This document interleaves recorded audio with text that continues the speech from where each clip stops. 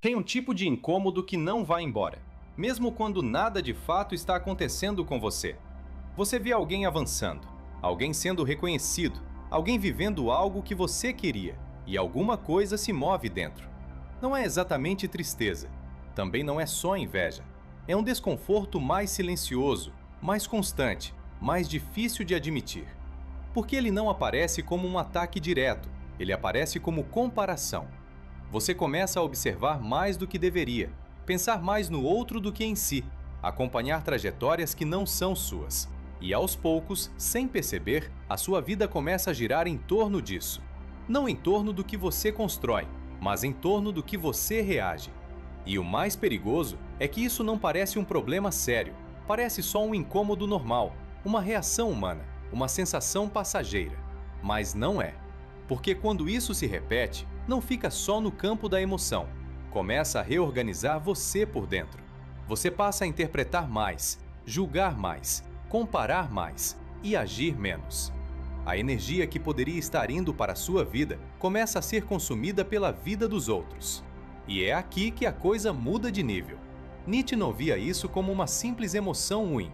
Ele via como uma forma de existência, uma forma de vida construída a partir da reação. E se isso já apareceu em você, esse incômodo que te puxa mais para fora do que para dentro, comenta: eu sinto isso. O ponto mais difícil de perceber nisso tudo é que o problema não começa no outro.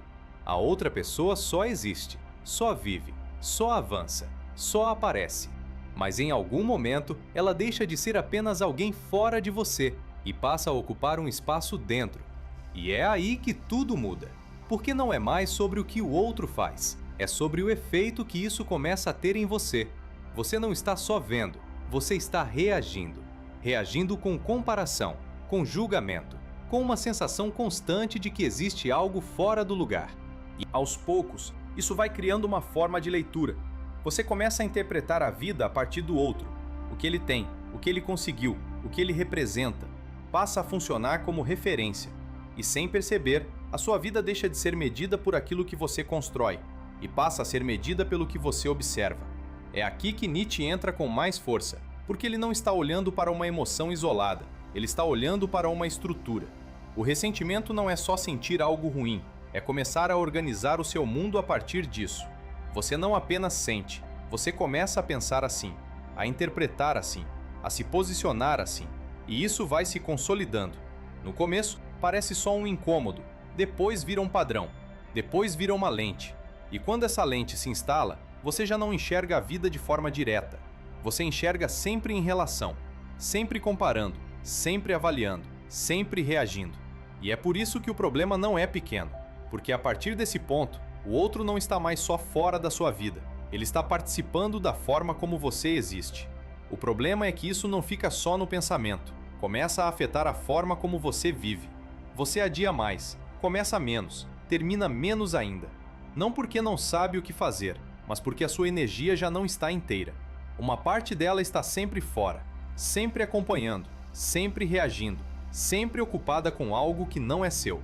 E isso vai criando uma espécie de desgaste silencioso. Você pensa mais do que age, analisa mais do que constrói, compara mais do que executa. E com o tempo, isso começa a parecer normal. Você se acostuma a observar, se acostuma a comentar por dentro, se acostuma a sentir que está quase lá, mas nunca entra de fato no próprio caminho. Esse é o custo concreto. A sua vida não trava de uma vez, ela vai ficando lateral.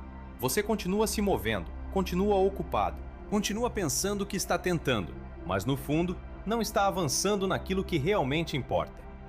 E existe um detalhe ainda mais perigoso nisso. Quanto mais você observa o outro, menos você suporta começar do seu próprio ponto.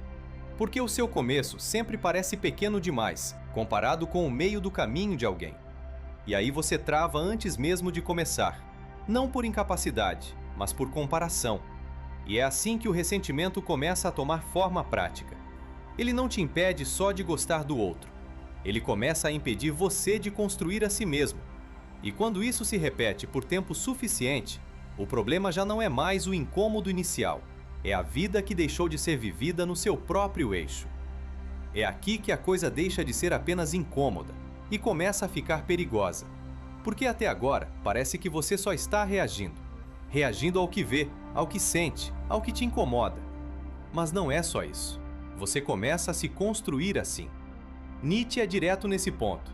O ressentimento não é só uma emoção, é uma forma de organização interna. Você não apenas sente desconforto, você começa a estruturar a sua identidade a partir dele. E isso muda tudo. Porque a partir desse momento, você já não precisa mais de um motivo real. A comparação vira automática. O julgamento vira hábito. A reação vira padrão. Você passa a existir em oposição, não pelo que você é, mas pelo que você não aceita no outro. Pelo que te incomoda, pelo que você critica, pelo que você rejeita. E sem perceber, isso começa a ocupar o centro.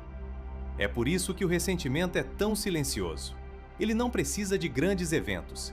Ele se alimenta de pequenas leituras, pequenas reações, pequenas comparações, todos os dias. E quando isso se consolida, acontece algo ainda mais sério.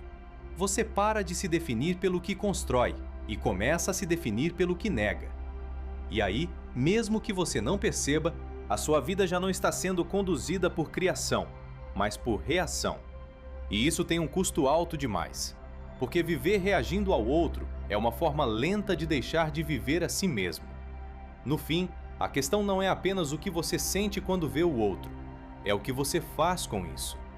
Porque ao longo de tudo isso, uma coisa foi ficando clara: o ressentimento não te prende só ao outro, ele te afasta de você. Ele consome sua atenção, consome sua energia, consome seu foco, e no lugar disso, não constrói nada.